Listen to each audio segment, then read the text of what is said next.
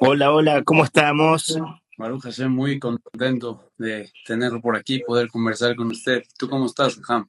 Bien, bien, bien, Baruch Hashem, todo bien. Jodesh Tov, Shavua Tov. Igualmente, querido Raúl, ya viene Nisan, ya viene la Geulá. Así mismo, Bezrat Hashem. ¿Cómo va todo? ¿Qué me cuentas? Todo bien, todo tranquilo aquí. Empezamos la semana, contentos, empezando el mes y nada, aquí explorando nuevos caminos para entender este tema complicado que es la Geulá y nada, platicar contigo para que nos des un poquito de luz, querido Rab, sobre este camino. Entiendo que existen dos tipos de Geulá, la colectiva, que es el Mesías que llevamos esperando tantos años, pero también el personal.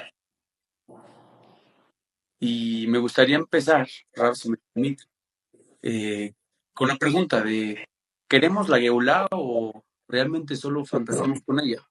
Porque todos hablamos de redención, pero ¿quién de verdad está dispuesto a pagar el precio de lo que significa tenerlo? Y, y, bueno, lo quiero decir de una manera un poquito cruda. Hoy Israel está en nuestras manos. La redención ya empezó. Y la pregunta es, ¿qué estamos esperando? De ahí descendemos a lo más íntimo. Y no hay geulá interna, tampoco colectiva. Y esa duele más que el exilio. Como estamos, digo yo, aquí en México, usted también estamos fuera. Entonces, digo, todos los días rezamos por volver a Sion, tierra prometida. Pero cuando Sion está al alcance, elegimos Miami o Madrid o México o Argentina. Entonces, la Geulá es un evento futuro o ya está sucediendo y no queremos verlo. Bueno, ahí hiciste muchas preguntas en una. No sé, Rabel, para como introducción. Vamos a ver por cuál podemos comenzar. Vamos a hablar un poquito quizás de eso que dijiste de que la Geulá es un proceso individual que hace que también se contagie y sea un proceso también global y un proceso colectivo.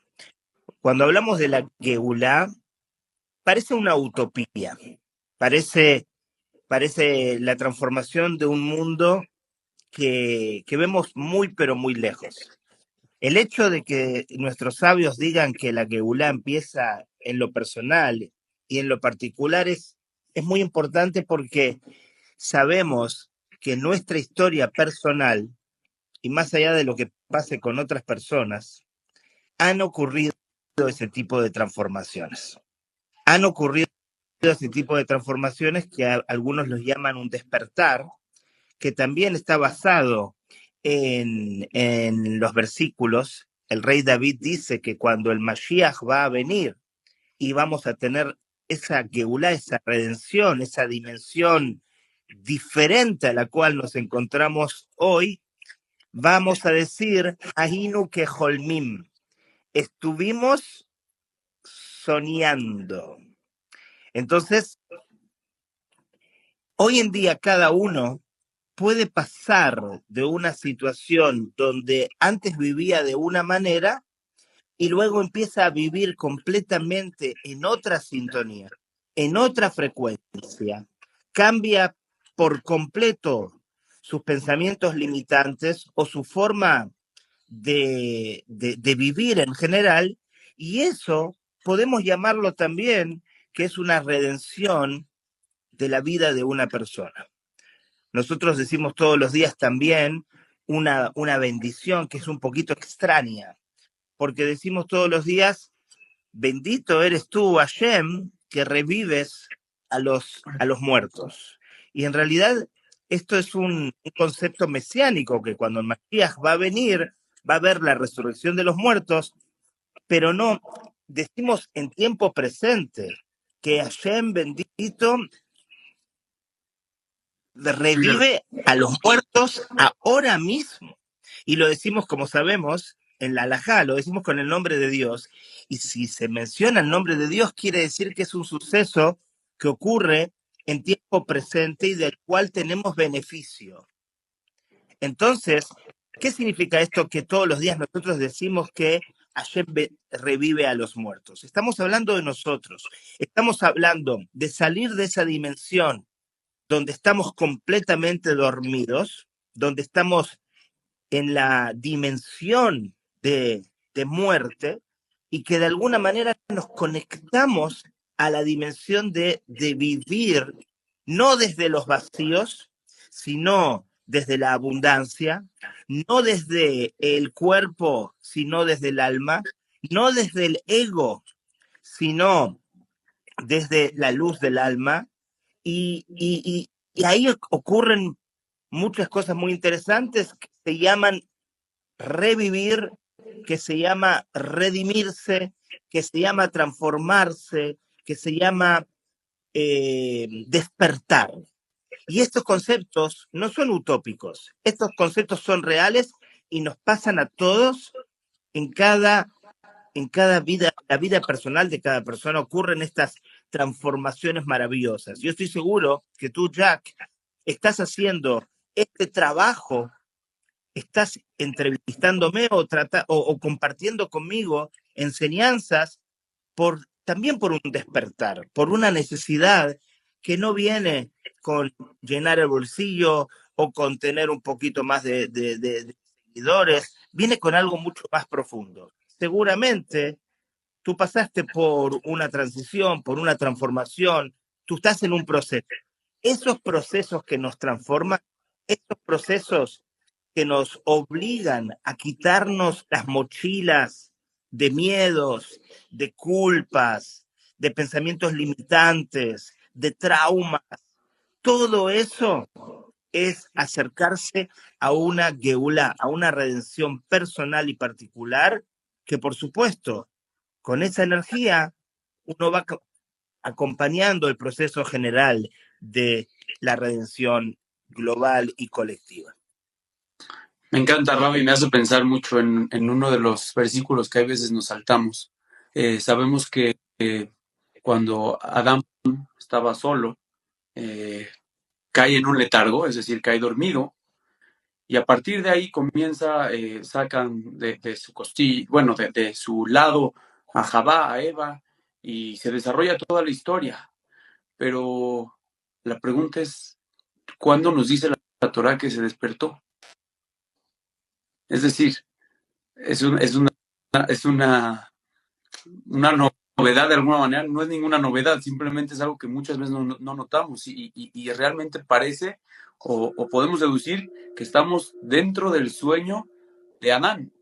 Y cada vez que despertamos, cada vez que intentamos hacer esto, que es a través de la conversación poder traer más conciencia y por lo tanto estar más despiertos, pues regresar a ese le llaman en Kabbalah a lo mejor Adam Kadmon, a ese hombre primordial que está totalmente consciente, que está totalmente presente frente a la divinidad. Y creo que ese es el estado que todo el tiempo estamos buscando como Geulá, como redención. Por otro lado, me hace pensar, vemos que en nuestra literatura, en el Talmud, hablan que todos los jajamín que hablaban en el Talmud podían revivir a los muertos. Y a mí me hace pensar que ¿qué es revivir a los muertos? No sé si realmente, y me cuesta trabajo pensar que realmente lo saquen de la tumba y revivan. Si no somos nosotros cuando de repente estamos adentro del trauma, de la ansiedad, de la imagen rota, de todas estas ansiedades que de verdad es peor esa muerte en vida que la muerte cuando uno ya pasa 120 años. Y entonces, cuando hablaban de podían revivir a los muertos, es realmente regresarlo a la persona, o sea, regresar a la persona a su persona, ¿me explico? Y veo que tiene un trabajo bastante amplio ahí. Sé que ha trabajado muchísimo en esta parte de, pues sí, de Geulá personal, en donde cada vez me imagino que ayuda a muchas personas a pasar por este proceso. Y bueno, yo te quisiera preguntar, qué, qué recomendaciones, qué es, por dónde uno empieza. Porque muchas veces cuando uno está perdido, es muy difícil ver eh, a Dios. Mismo Moshe le dijo en algún momento, Dios, quiero verte, ¿dónde estás? O sea, quiero ver tu imagen. Y dice Dios, el hombre no me puede ver y vivir. Entonces, muchas veces estamos en esta paradoja de la vida donde de verdad no vemos a Dios y se esconde. Esther Panim, acabamos de pasar de Purim. Dios a veces se esconde. Entonces, en estos momentos donde se esconde, ¿cuál es el trabajo que uno debe de hacer para llegar a esa Geula? Muy bien. Básicamente, el concepto de la Geulá, según la perspectiva judía y según la perspectiva mística dentro del judaísmo, es muy interesante. Porque por un lado, la Geulá es una situación o una dimensión de milagros tales como los que vimos cuando salimos de Egipto, y mucho más grandes también, pero sí el profeta lo menciona, veremos milagros de esos calibres, pero por otro lado, la Geulá es una redención que se da en este mundo físico, no es que salimos hacia un mundo espiritual, porque en el judaísmo todo lo que tiene que ver con el cumplimiento de los preceptos es esa conexión de despertar, esa conexión espiritual, pero que nos lleve a lo que en las palabras de hoy se llama grounding, a pisar la tierra. O sea, hay una historia muy linda, o un ejemplo que dice, si tú vas por el desierto y tienes una botella de agua, ¿cuánto vale una botella de agua en México, por ejemplo, de medio litro? 17 pesos más o menos, una cosa así, 7 pesos. $1, ponele. más o menos. Muy bien. Entonces tú tienes esa botella de agua y estás caminando en el desierto y hay una persona que está sedienta, hace 3 días que no ve a nadie, hace 3 días que no toma agua y te dice, por favor, dame agua que estoy agonizante. Y tú le das esa agua. Jack, ¿cuánto vale ahora esa botella de agua? Sí, toda la vida. Toda la vida. Hay gente que dice la llegada del Mashiach, hay gente que dice una mitzvah, hay gente que dice toda la vida, perfecto. Estamos todos de acuerdo que el valor de $1, el valor limitado, ha trascendido y ahora se ha transformado por completo el valor de esa botella. Entonces, para el judaísmo el tema de la Geulá es, por supuesto, tener una Geulá, una transformación, salir de lo que se llama el Matrix. Todos vimos en el año 90, 91, 89 esa película maravillosa que nos mostró que estamos todos viviendo en un Matrix. Así también lo dice el judaísmo. La palabra olam, mundo, viene de la palabra ne'elam o elem, que significa ocultamiento, porque este mundo es un Matrix y hay que salir del Matrix. Pero hay que salir del Matrix, hay que despertar, hay que lograr esa conexión espiritual, pero al mismo tiempo saber que nuestra misión se encuentra en este mundo físico y en este mundo material. La religión judía no es una religión que alaba la dimensión de la transformación y del despertar espiritual a tal punto de que uno se aleje de la tierra, que uno no conquiste su propia tierra, su propio ego, su propio alma animal. Entonces sí, hay conceptos maravillosos, hay momentos del día en el cual uno tiene que levantar y uno tiene, como dice la ley judía, agradecer lo primero, y el Baal Shem Tov, el fundador del hasidismo, enseña que lo primero que hagas en el día va a influenciar y va a impactar en tu día, en lo largo del día. Entonces, no solamente agradecer, sino conectarse con las bendiciones matutinas y realmente agradecer por lo básico, que es lo que enseñan las bendiciones matutinas, y luego quedarse 40 minutos en comunidad, rezando y agradeciendo y agradeciendo y agradeciendo, porque básicamente el rezo es un agradecimiento de disciplinado de una hora, y luego la ley dice, tienes que estudiar Torah, luego del rezo, conectarte nuevamente con espiritualidad, y solo en ese momento puedes salir a transformar la botella de agua en vida. Solamente puedes en ese momento salir a tu involucración con el mundo material, pero no por el mismo. ¿Por qué? Porque si tú vas a involucrarte con el mundo material por el mundo material en sí mismo, es la botella de agua que vale $1. Pero si vas a agarrar ese mundo material, esa botella de agua de $1, o ese negocio que te da $2,000 por mes, o lo que sea, y lo vas a transformar en un medio, en un canal de divinidad, porque Hashem nos mandó a este plano. Y el gran objetivo es ese, que el gran despertar involucre la transformación de lo material, de lo mundano, de lo físico. No es escaparse de lo físico y de lo material, es conseguir que ese despertar, esa redención, esa conexión, ese abrazar al infinito que es Hashem, porque si Hashem, como dice la Kabbalah, es el Ein Sof Baruchu, es el infinito, entonces no podemos limitarlo a lo espiritual.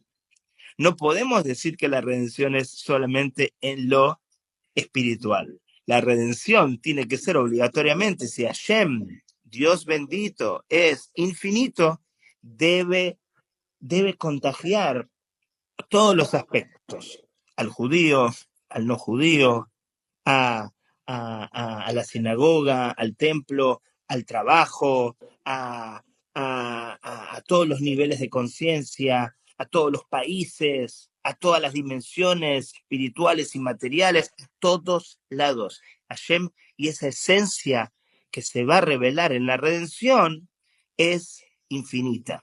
Entonces, el objetivo es conectar, y más puntualmente para responder la pregunta, con lo espiritual, con el estudio, con el rezo, con la conexión, el debekut, la conexión con lo espiritual, pero con el objetivo de llevarlo a la tierra, de llevarlo a los niveles que menos parecen espirituales.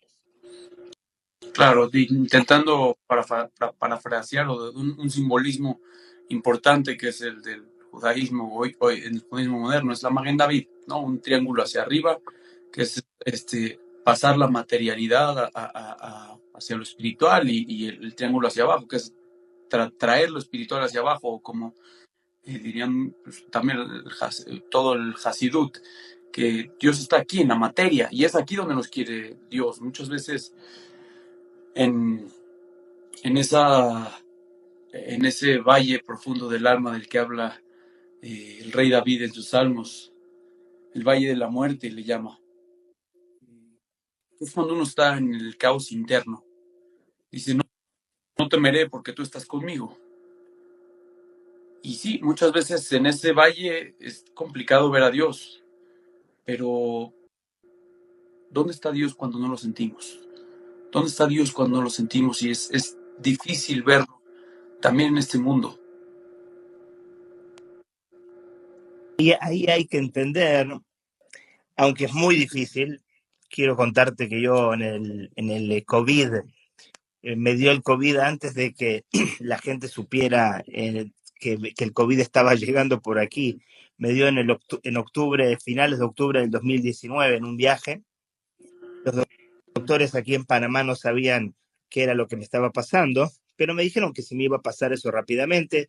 Para hacer el cuento corto, todo casi hasta mayo del 2020, desde octubre, finales del 2019, yo luché por mi vida, con más de 30 síntomas, y esa situación de virus más unos medicamentos, un medicamento que provocó también toda una catástrofe interna en todos los órganos, provocó justamente eso, que yo entré en ese proceso de lo que se llama un despertar espiritual, lo que también se dice en la Torá, el katit lamaor, es cuando la aceituna es machacada para lograr el mejor aceite, pero mientras la aceituna es machacada, a la aceituna parece que se la están destruyendo, parece que es realmente una muerte, y uno todos los días piensa en la muerte y tiene muchísimo miedo y tiene muchísimo dolor y el cuerpo no responde, y uno siente que esa conexión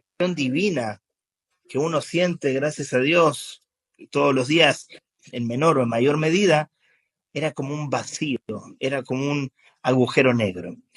Eh, lo que demuestra esta transformación después de que uno sale de ese valle oscuro de la muerte, que en realidad se estaba manejando un proceso muy maravilloso, que era un proceso muy maravilloso que tenía que ver justamente con una conexión divina incluso mayor, una conexión divina que no podíamos percibir, porque nosotros siempre queremos determinar la conexión con lo espiritual a partir de los parámetros personales y a partir de nuestros recipientes. Si yo siento o no siento, o percibo o no percibo, y llega un momento en la vida donde Hashem nos muestra que va más allá de ti, va más allá de tu ego.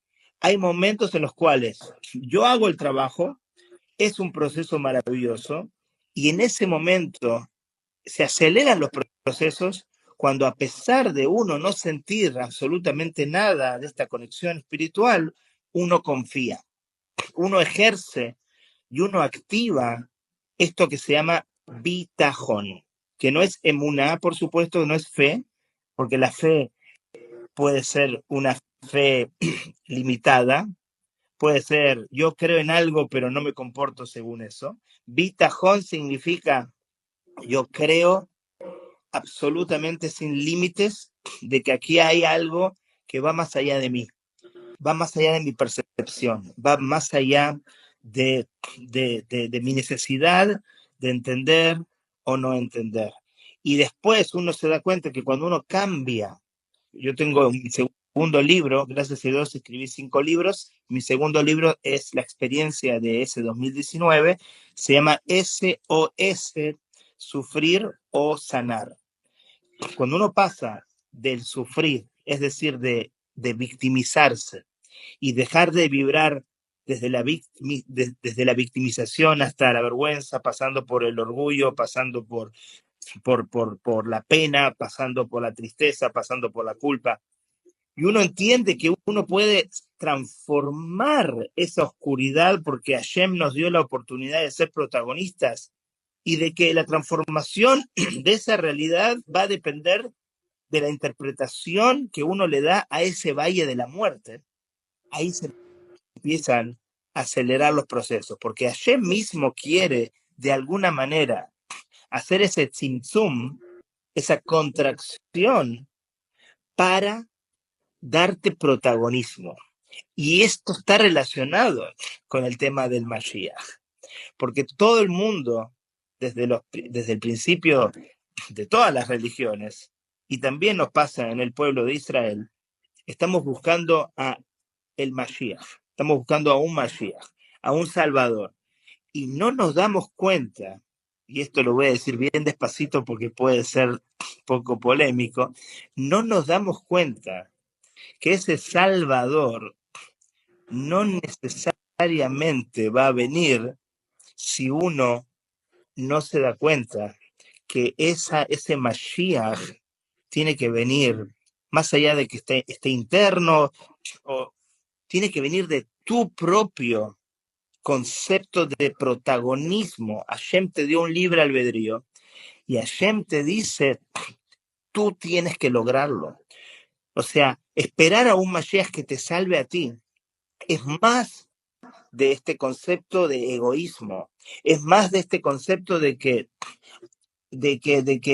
yo no soy protagonista y que tengo que esperar a alguien externo, como si yo estuviera enfermo, y me pasó a mí durante 5 meses, doctor en New York, internación en New York, doctor en Bélgica, doctor taiwanés que sabe de este síndrome, y siempre buscaba a todos los Mashiach afuera. hasta que llegó en una oportunidad una persona muy, muy especial, que también era doctora, y me enseñó unos mensajes que me transmitieron que la transformación tenía como iniciativa el adentro y no el afuera. Y vivimos todo el tiempo, vivimos desde lo material o desde lo espiritual, siempre buscando afuera, afuera, afuera, afuera. Y Hashem nos pone en esta situación donde Él también se esconde para que incluso entendamos que no hay que buscar afuera, hay que buscar adentro. Lo bueno de esto es que cuando buscas adentro, Hashem está adentro, esta chispa de Mashiach está adentro, y ahí comienza la transformación. De acuerdo contigo, y me haces pensar muchísimo en todas estas situaciones cuando sentimos ese vacío, ese tzimtzum, también ese donde de repente encuentras un vacío dentro de ti, y generalmente lo primero que hacemos es llenarlo de humo, de alcohol, de celular, de 20,000 cosas para no sentir, nos anestesiamos.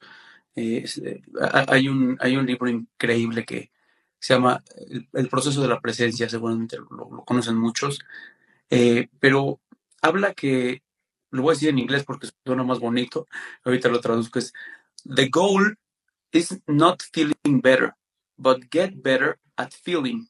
O sea, el objetivo no es sentirse bien, sino volverse mejor sintiendo. O sea, es, esos sentimientos, por ejemplo, de dolor, de culpa, muchas veces los tapamos, los anulamos. Y es muy, muy fácil cuando uno vive en la ciudad. Yo, eh, cuando vivía en la ciudad, lo primero que haces cuando tenías una discusión con tu esposa es salir corriendo a cualquier lado con un amigo o a trabajar. El trabajo como pretexto es maravilloso, mil veces.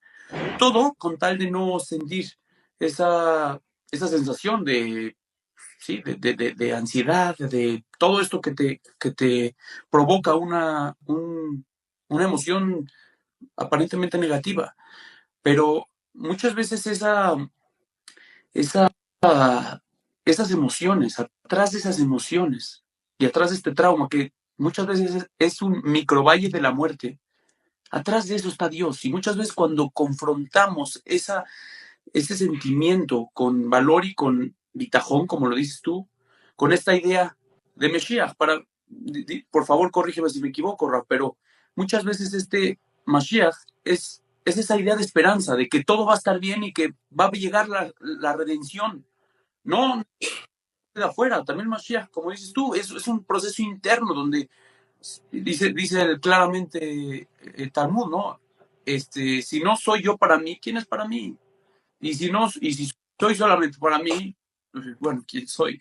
O sea, tenemos que estar en esta dualidad interna y externa, en donde sí, en la medida que yo me sano y me curo a mí, voy a poder ser un miembro mucho más activo dentro de la sociedad. Y esto es, y sí, el proceso empieza adentro, pero no cabe duda que esta idea de Mashiach, de siempre pensar que las cosas van a estar bien, pues nos trae al pueblo de Israel seguramente. Hemos cruzado cuántos valles de la muerte y con esta esperanza nos ha, nos ha salvado, lo dice bien Víctor Frankl en su libro El hombre en busca del sentido, ¿no? Que quien tiene un porqué, pues, el camino se abre y él tenía un sentido y por lo tanto sobrevivió literal, ahí sí, el valle de la muerte, Auschwitz, ni más ni menos. Entonces, muchas veces esos vacíos, lo que quiero decir para concluir, es que los llenamos de humo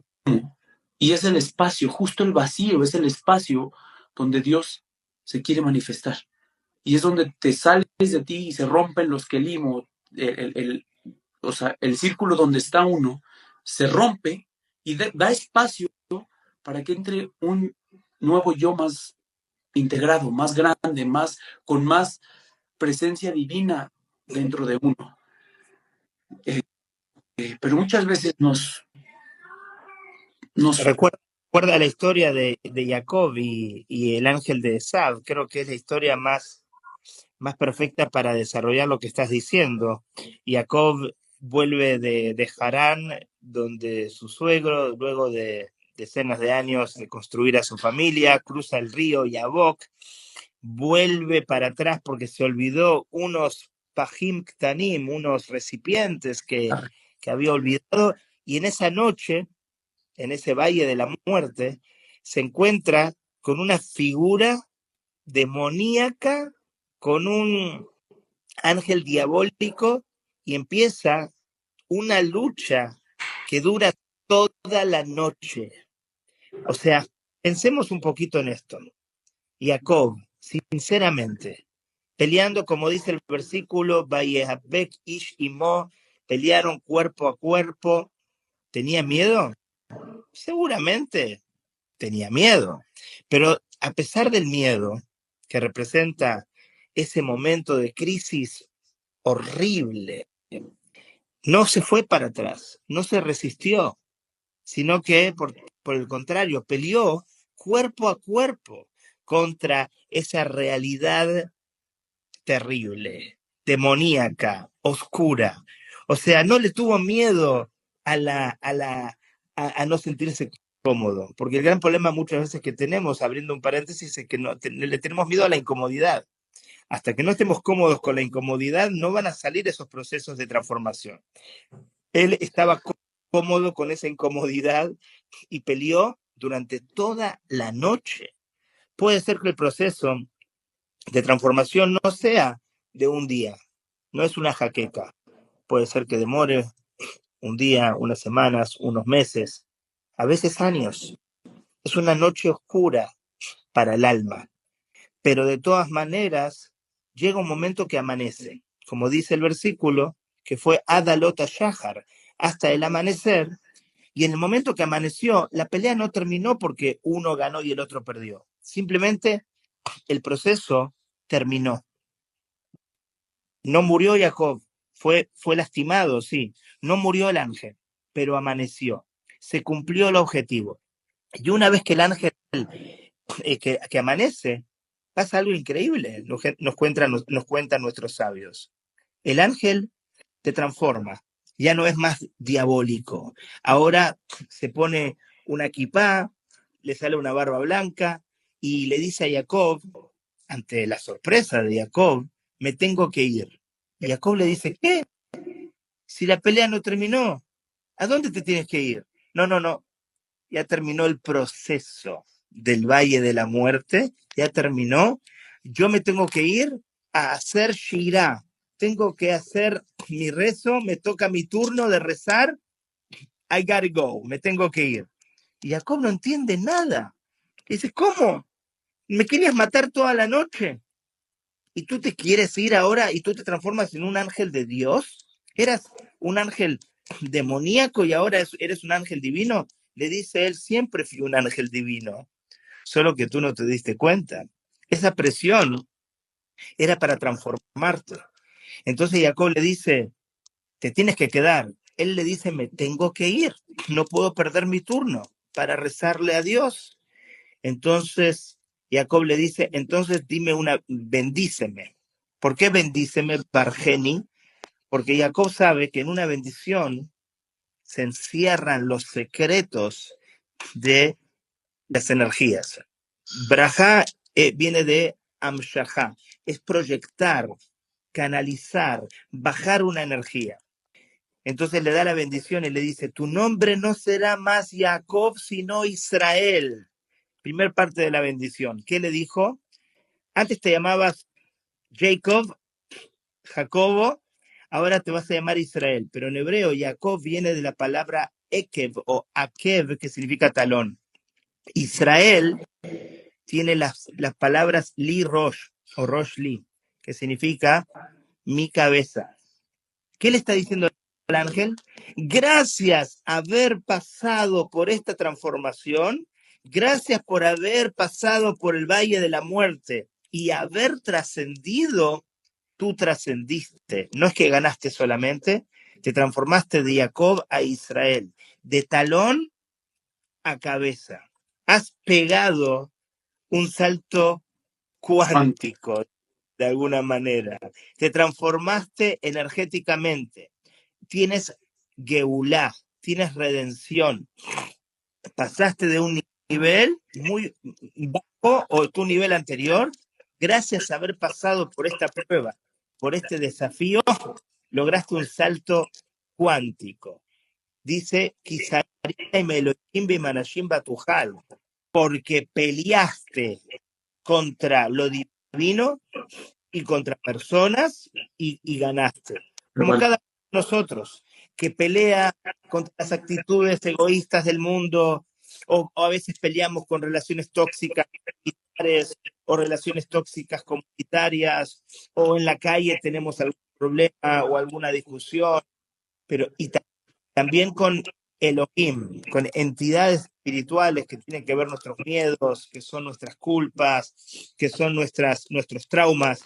Cuando agarramos todo eso, las peleas con los seres humanos, todas las discusiones, todos los conflictos que tienen que ver con ese ego, y también con los asuntos personales, miedos, traumas, culpas, etcétera, etcétera, esas, y, y no solamente les ganamos a estos dos aspectos, sino que los transformamos, entonces entendemos que todo eso es para nuestra transformación personal y para obtener esa redención, esa geula personal, cuando uno transforma el valle de la muerte, esa noche oscura del alma de Jacob peleando contra el ángel de Esad, y puede trascender cada uno a su nivel, entonces uno está ya en este camino donde siente Geula, donde vive Geula y donde por sobre todas las cosas no es que hay que traer la Geula, hay que revelar la Geula porque es un proceso interno, no es un proceso futuro o un proceso externo. El versículo dice que el alma de Mashiach, desde el Génesis, parte de la creación. Entonces no es algo que hay que traer. Dice, Berruach Elohim merajefet al perimay. No es algo que hay que traer, sino es algo que hay que revelar. me hace complementando la idea. Muchas veces pensamos que este ángel de Jacob, pues era un enviado de Hashem, era un shaliach, era un ángel de Dios, finalmente lo hemos revelado ahí. Y muchas veces cuando nos enfrentamos a a estas dificultades, pensamos que ese no es Dios, ese es otra cosa, es otra deidad. Incluso el cristianismo lo ve como otra deidad. Existe Dios, existe el Satán, una dualidad. Y aquí no, nosotros sabemos por mantra divino que Shema Israel, Hashem Echad. Todos los días lo decimos dos veces. Dios es uno. Cuando logramos ver que la oscuridad y la luz, ambas son parte de Dios, eh, logramos revelar esta unicidad divina, pero hay veces es complicado y nos confundimos. Es lo que viene a ser Amalek o el Satán, que viene a traernos dudas, a traernos bueno, este libre albedrío. Gracias a las dudas es que podemos tener libre albedrío. Si no tuviéramos libre albedrío, pues no, ni siquiera habría prueba de cómo superarlo, no habría prueba, está Dios ahí, está Pashuto, está literal enfrente, entonces no hay prueba. Pero la prueba entonces me hace entender que es cuando estamos en ese valle oscuro, saber que uno tiene un Mashiach, una persona, un ente divino que lo está cuidando y que lo puso en esa situación. Y entonces la pregunta ahí se vuelve con responsabilidad, cuando uno tiene responsabilidad y quiere sacar de la geulá personal de la que hablamos, es ¿qué me viene a enseñar esto? ¿Qué me quiere? ¿Cuál es el mensaje divino detrás de esto? Que finalmente también Jacob de alguna manera es como confrontó al ángel. O sea, te hago una bendición. Yo no puedo salirme después de esta pelea que acabamos de tener tú y yo sin bendición. A mí me bendices. Y llega el ángel al final y dice, bueno, y ya se desenvuelve a través de que le cambia el nombre. Que casualmente también dice, no dice que venciste a Dios, dice porque prevaleciste, porque diste la cara y te pusiste para pelear. Y hay veces eso es lo único que está pidiendo Dios de ti, que te confrontes a esta oscuridad y muchas veces ni siquiera lo superamos, pero el hecho de presentarse y tener ese bitajón y esa emuná, esa confianza en que divina, en que todo va a estar bien, que es el concepto de Mashiach, es lo que pienso y coincido contigo, que es lo que trae a la persona la Geula. Este, Antes que nada, agradecerte, Rabio. Yo sé que el tiempo es un poquito corto, me hubiera encantado extenderme contigo, me encanta escucharte. Y para cerrar, lo único que te quisiera preguntar es, ¿y si la Geulá ya llegó y nosotros no nos hemos dado cuenta? El, la Geulá, el Rebbe de Lubavitch dijo que fue el promotor más grande desde hace 40 años o 50 años del tema de la Geulá. Hoy Baruch Hashem, todo el mundo habla de la Geulá, pero en ese momento era como una novedad grande. Él dice que hay que lifkoach et ainaim, hay que abrir los ojos. ¿Qué significa abrir los ojos? Yo tengo los ojos abiertos, yo veo. El Rebbe dijo que la Geulá está, la Geulá solamente hay que revelarla, hay que abrir los ojos. Este concepto de traer una Geulá no es el concepto. El concepto es, porque siempre traerla va a ser siempre en un estado oscuro y nunca presente. Pero esta Geulá, se puede entender con esa película, en realidad vivimos en un Matrix y la idea es que revelemos esa energía de Geulá. El Rebbe dio unos consejos. Hay que vivir ahora como si estamos en el estado de Geulá. Estudiar sobre los conceptos que se van a experimentar, que se van a vivir en la Geulá y de alguna manera ya vivirlos de esa manera. Y hoy, interesantemente, el mundo habla mucho. Hoy en día mucha gente está hablando de cómo atraer abundancia, cómo conectar con la abundancia, cómo romper con los bloqueos. Uno de los detalles de la guía es abundancia, ¿verdad? O sea, uno de los detalles de la Geulá es esa inteligencia divina, no artificial. Inteligencia divina en cada aspecto de la creación revelada. Hoy en día, un residuo de esa inteligencia divina quizás lo estamos viendo con la gran inteligencia artificial. Entonces, empezar a hablar de la Geulá, empezar a vivir, empezar a conectar con los conceptos de Geulá, de abundancia, de una manera que abramos los ojos y ya estemos preparándonos para revelar lo que adentro todos ya tenemos. Esta dimensión que nos aleja el mundo como un ocultamiento, el mundo como un gran zoom, y el mundo, en el mundo físico se la Geula. Muchas gracias, Raúl. Yo, para cerrar, lo único que quisiera decir es, este, hay veces, como dijiste tú, estamos pensando en este externo y el futuro, o nos vamos al pasado y nos causa también esa depresión y pues recuerdo de eso, y muchas veces se nos olvida el presente. Y hay una cosa curiosa que me acaba de caer un 20 hace un par de meses que me encanta y lo comparto, que es Shejinah. ¿Cómo traducen Shejinah en español? Y es presencia divina. Hay veces cuando uno está presente, en esa presencia divina, está parado frente a Hashem, como dice el Pasuk, fíjate enfrente de quién estás. Pero la única manera de tener esa conciencia es Shejinah, es teniendo presencia divina. Entonces, pues, Y te agrego algo más, ya que me inspiro en personas que están viendo, que dice que son 26, que es el nombre divino de Yud Kei Vav Kei, parecido a ese 20 que te cayó a ti, hace unos meses o un año también me cayó este pensamiento que el nombre de Hashem, Yud Kei Vav Kei, que es justamente el nombre de los milagros, el nombre atemporal que supera el tiempo y el espacio, pero que dentro de este nombre está la palabra ove. Ove significa presente. Ove más la yud significa ove, tiempo presente. Le agrego la yud, que la yud es el alma de cada uno de nosotros. Queda el nombre de Hashem Yud Kei Vav Kei.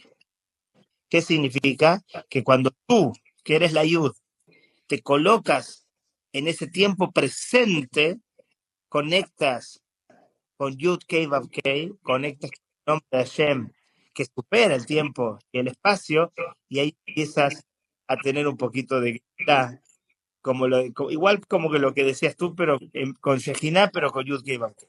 Buenísimo, Raúl. Pues nada más deseándole Geulá, deseándole redención, que estemos presentes, y gracias por su tiempo. Quiero decirle que lo sigo en varias facetas, lo admiro, y que Hashem le abra sus caminos para poder seguir derramando esa luz para todos los que lo seguimos, y nada más agradecerle por compartir. Muchas gracias, de verdad. Amén. Gracias a ti por la oportunidad. También que tengas éxito en todo lo que te propongas, y que seamos parte de este proceso maravilloso de acción personal y colectivo para todos. Amén, que así sea. Amén.